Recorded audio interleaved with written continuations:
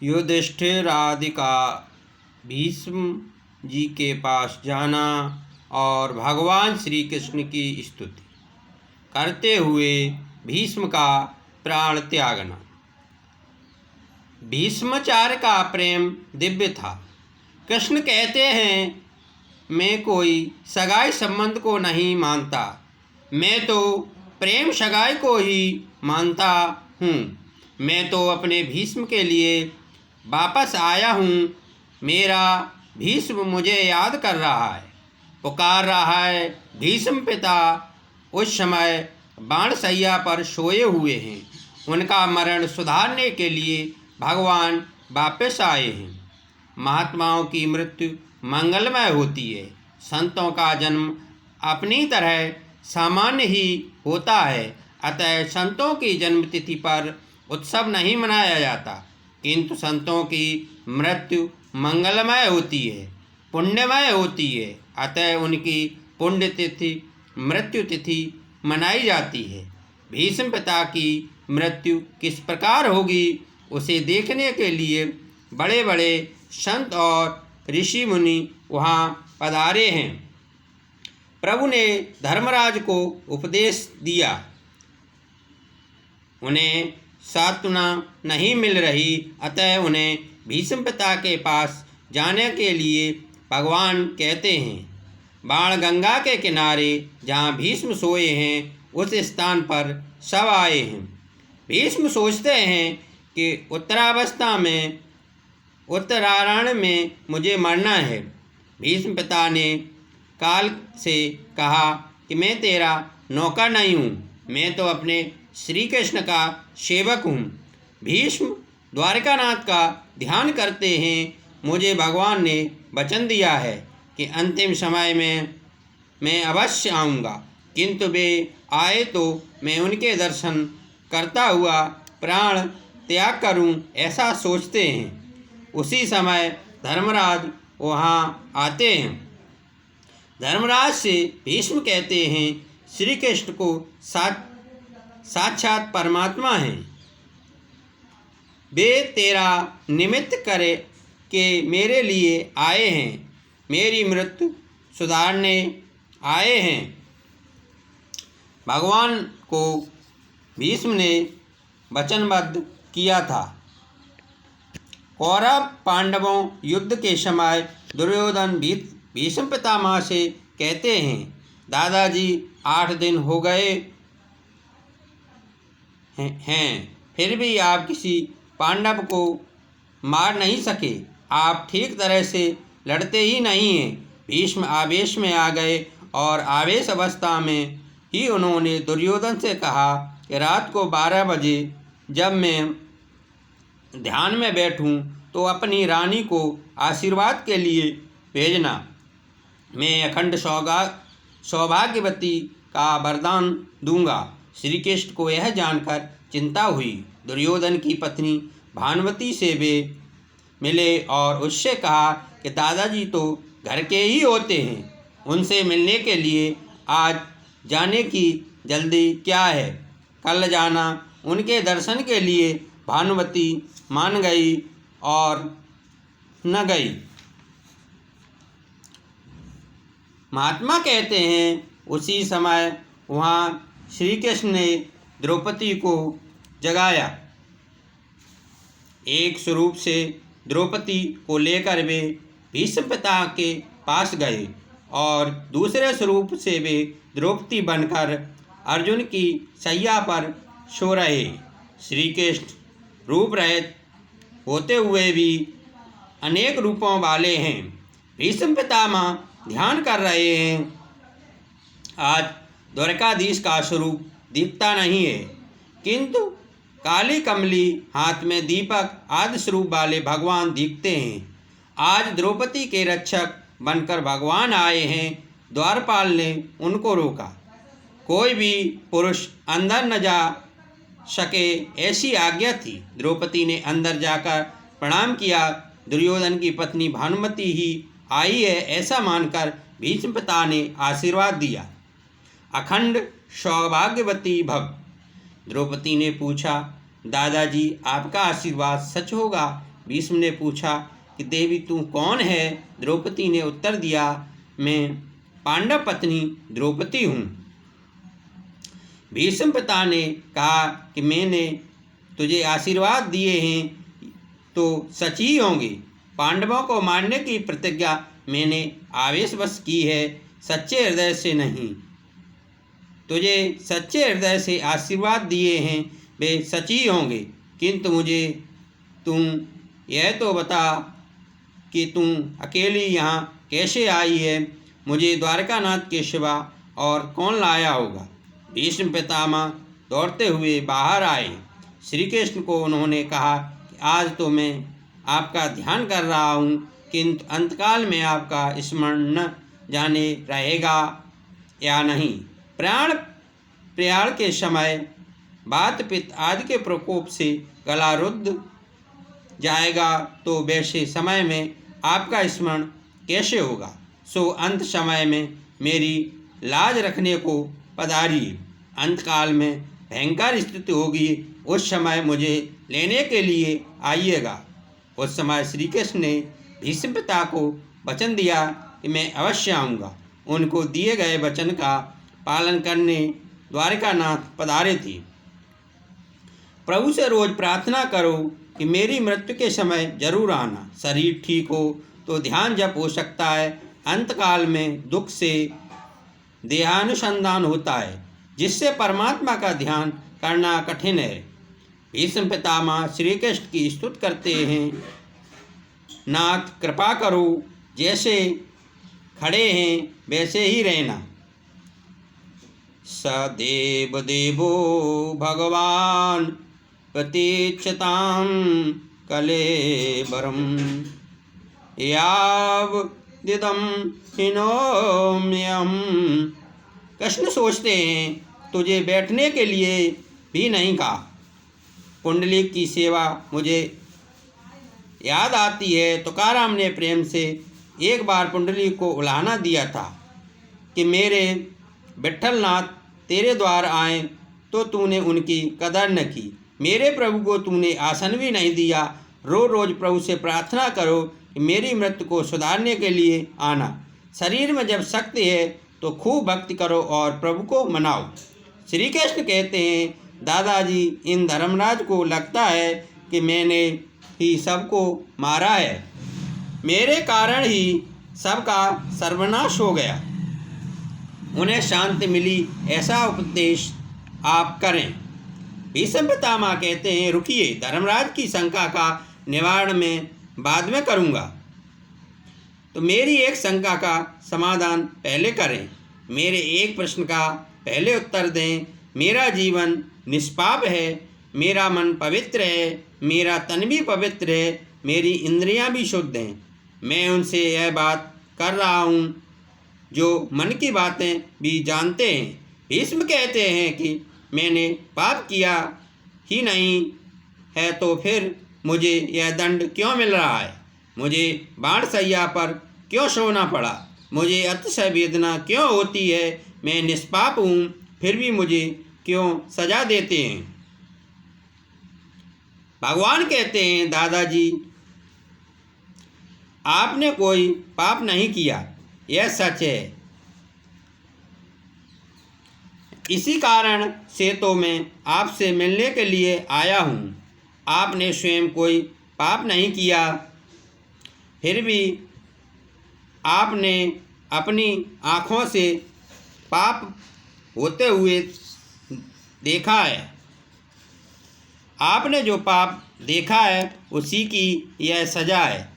कोई पाप करे उसे देखना भी पाप है, किसी के पाप का विचार भी पाप है, किसी का पाप देखना नहीं, सुनना भी नहीं और किसी से कहना भी नहीं। भीष्म कहते हैं, वह पाप मुझे याद नहीं आ रहा, मैंने कौन सा पाप देखा है? कृष्ण कहते हैं कि दादाजी आप भूल गए होंगे, किंतु मैं तो नहीं भूला। मैं ईश्वर हूँ, मुझे तो सब कुछ याद रखना ही पड़ता है। याद करें दादाजी कि एक बार जब आप सभा में बैठे थे, वहाँ दुशासन द्रौपदी को ले गया था।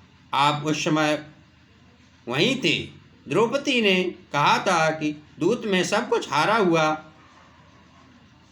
पति अपनी पत्नी को दांव पर लगा नहीं सकता। दुर्योधन ने कहा कि मैं अब द्रौपदी दासी बनी है, उसे निर्वस्त्र करो। उस समय द्रौपदी ने आपसे कहा था कि हारे हुए पत्नी को अपनी स्त्री दांव पर लगाने का अधिकार नहीं है। दादाजी, आप न्याय करें कि मैं जिता हूँ या अजिता। उस समय आपने कहा था कि दुर्योधन का अन्न ग्रहण करने से मेरी बुद्धि कुंठित हो गई है और आप चुप रह गए हैं। ऐसा घोर पाप सभा में जो हो रहा है और आप उसे देखते रहे, यह आप जैसे ज्ञानी को शोभा नहीं देता। द्रौपदी का अपमान आप सभागृह में देखते रहे। द्रौपदी को तो आशा थी आप जैसे ज्ञानी सभा में हैं तो वे न्याय करेंगे कि आपने उस समय द्विधावश होकर अन्याय को रोका नहीं।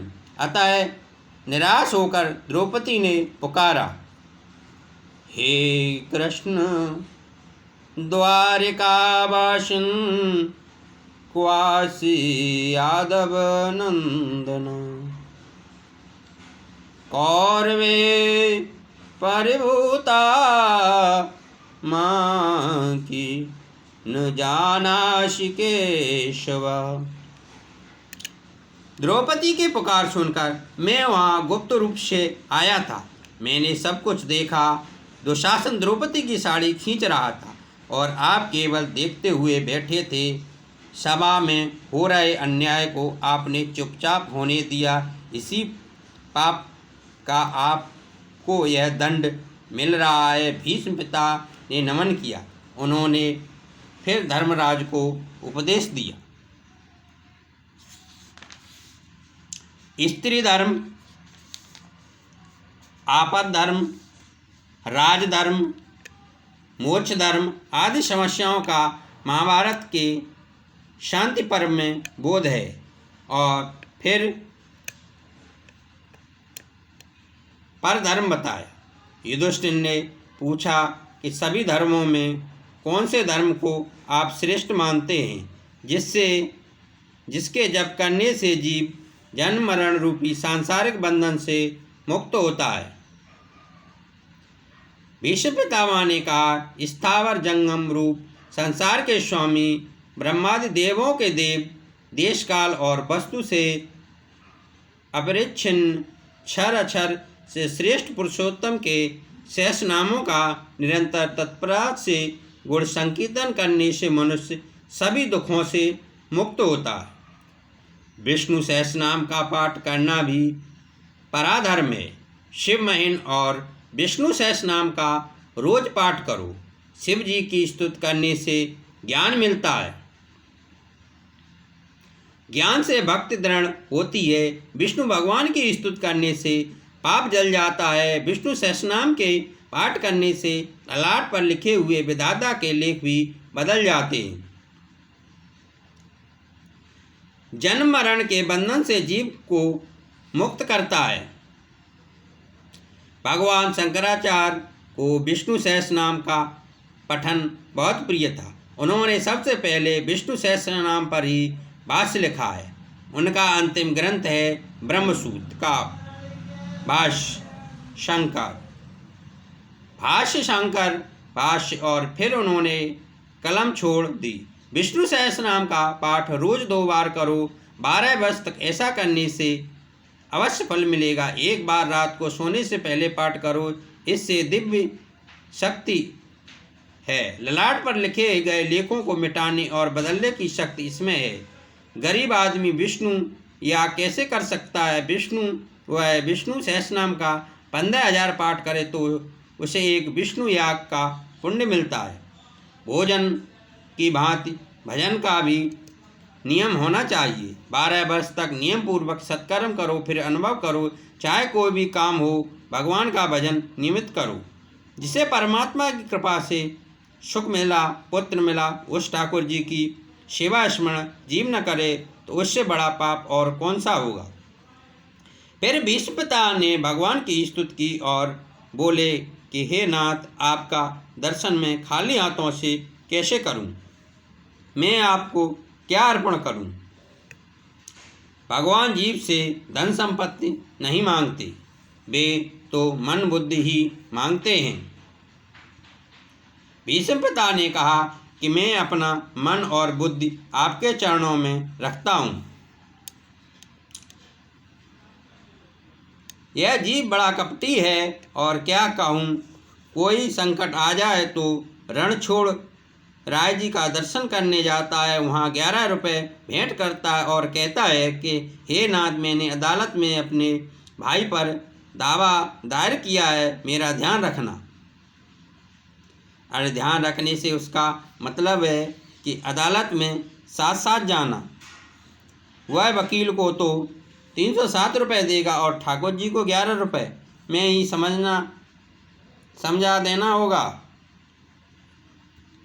भगवान कहते हैं, मैं तो सब कुछ देखता हूँ, जानता हूँ और समझता हूँ। मैं तो तुम्हारे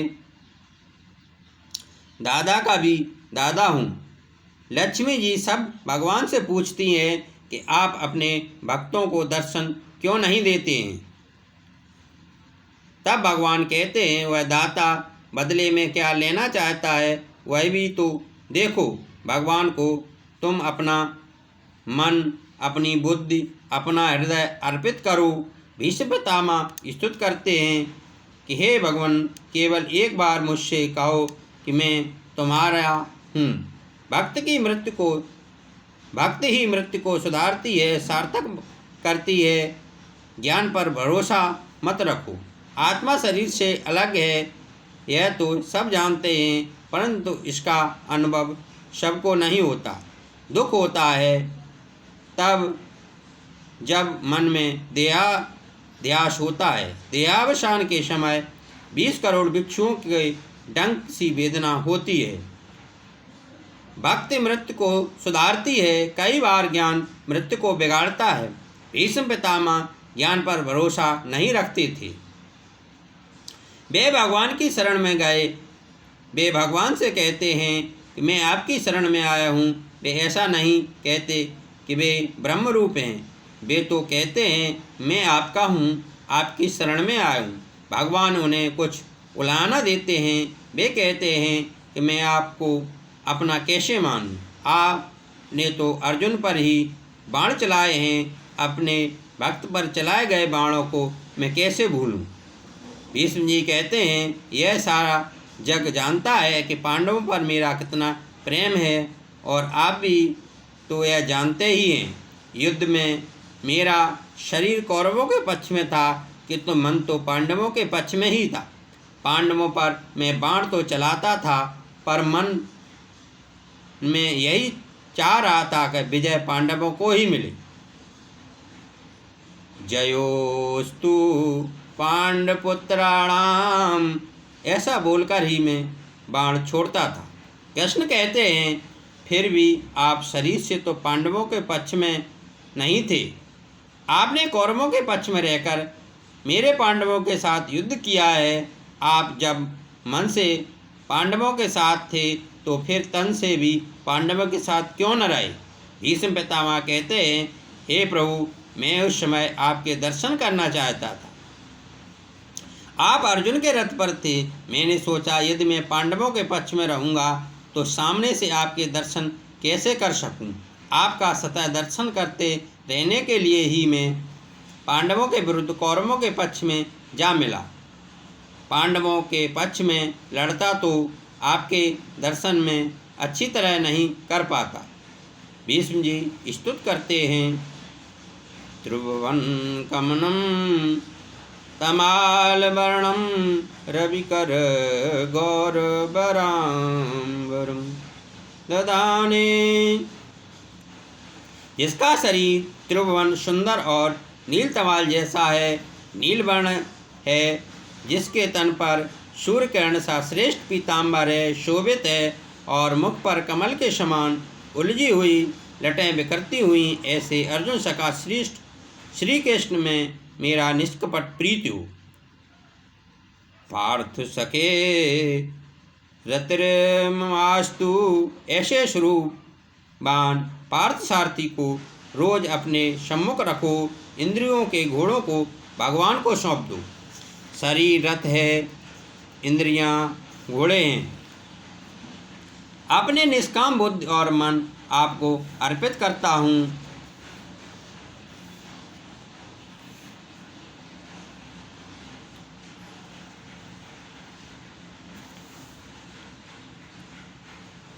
मतिरूप कल्पिता वितृष्णा।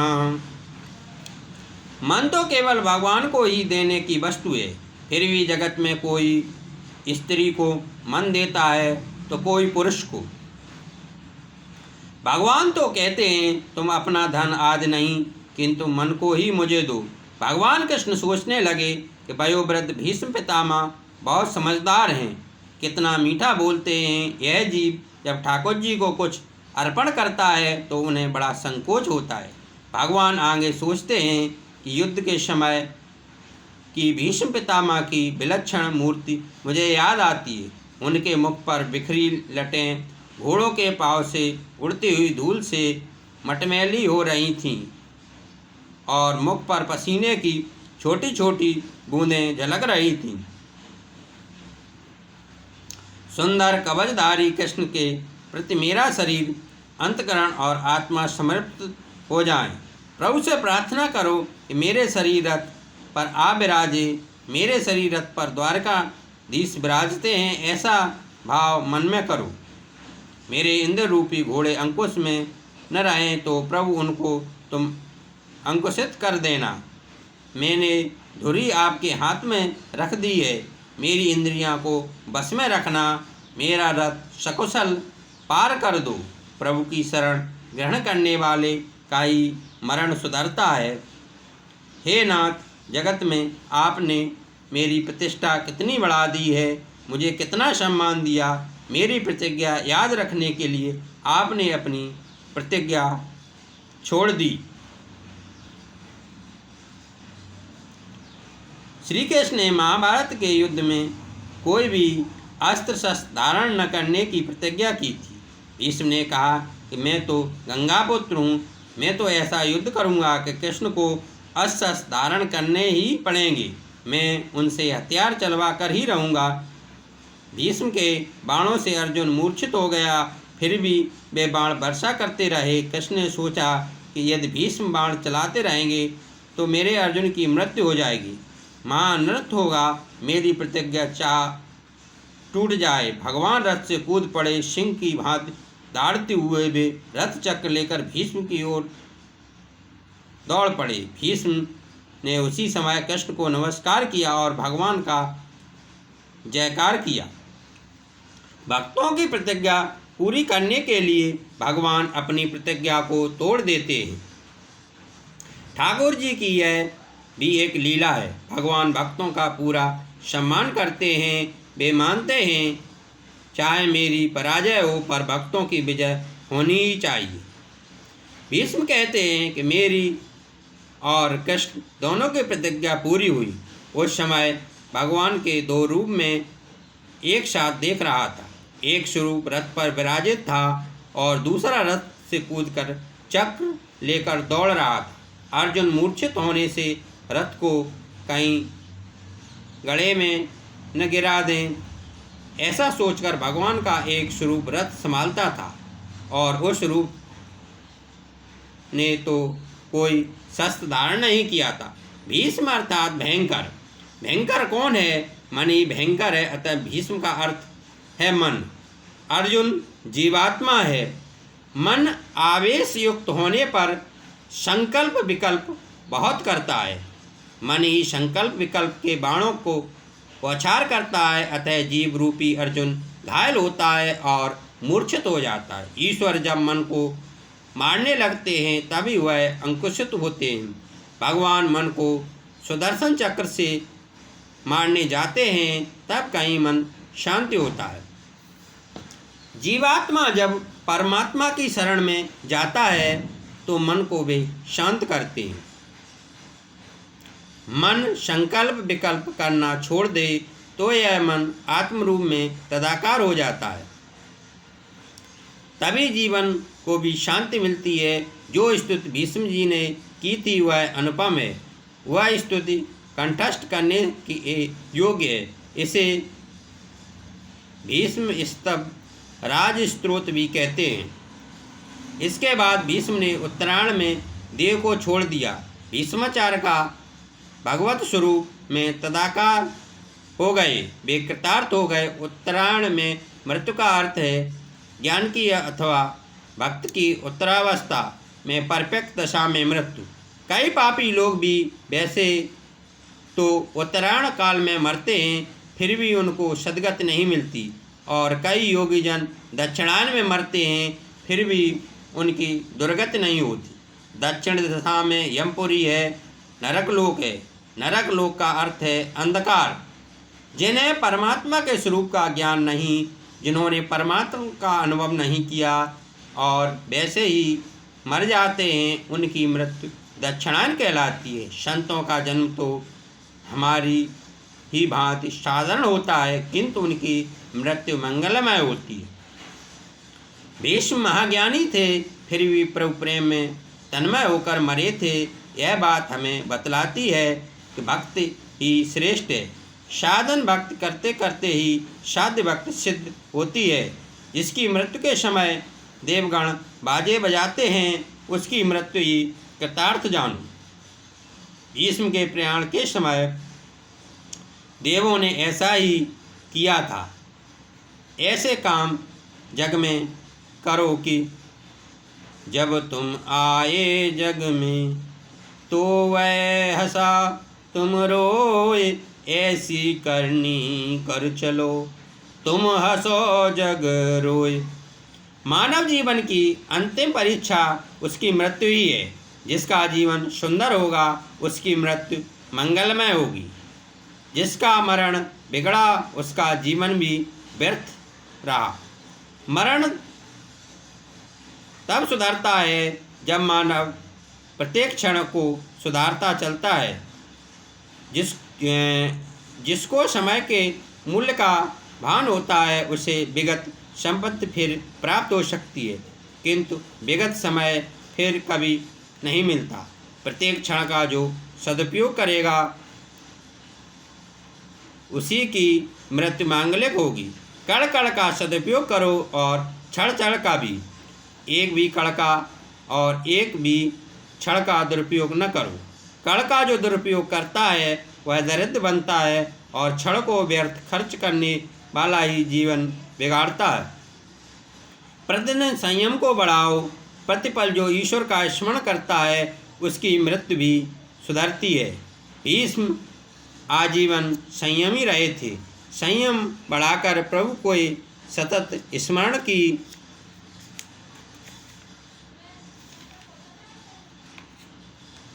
आदत होने से मरण सुधरेगा। जीवन का अंतकाल बड़ा कठिन है। उस समय प्रभु का स्मरण करना आसान नहीं है। जन्म जन्म मुनि जतन कराई, और अंत राम कहे आवत नहीं। समस्त जीवन जिसकी लगन में बीता होगा वही अंतकाल में उससे याद आएगा। ईश्वर तब तक कृपा नहीं करते जब तक मनुष्य स्वयं कोई प्रयत्न न करे। अरे सारा जीवन भगवान के स्मरण में बीते और कदाचित वह व्यक्ति अंतकाल में भगवान को भूल जाए तो भी भगवान उसे याद करेंगे। सत्कर्म कभी व्यर्थ नहीं होता। भक्त मुझे भूले तो भी मैं उसको नहीं बुलाता, ऐसा भगवान ने कहा है।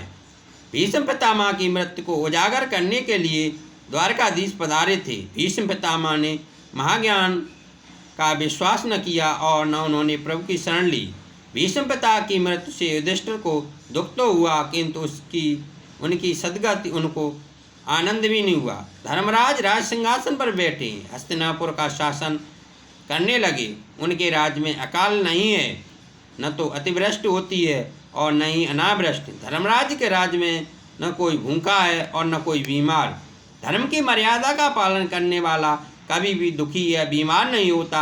अनेक जन्मों की भोग वासना अभी मन में है, उसका बिल्कुल नाश तो नहीं हो सकता, किंतु विवेक से उपयोग करोगे तो अंतकाल तक इंद्रियां स्वस्थ रहेंगी। धर्म की मर्यादा में रहकर मनुष्य का अर्थ और काम का उपयोग करेगा तो वह दुखी नहीं होगा। संयम और सदाचार नहीं बढ़े तो धन संपत्ति भी आनंद नहीं दे सकेगी। सूत जी सावधान करते हैं, धर्मराज के राज्य में धर्म की भी शिक्षा दी जाती है। हरि ओम। शांति शांति शांति।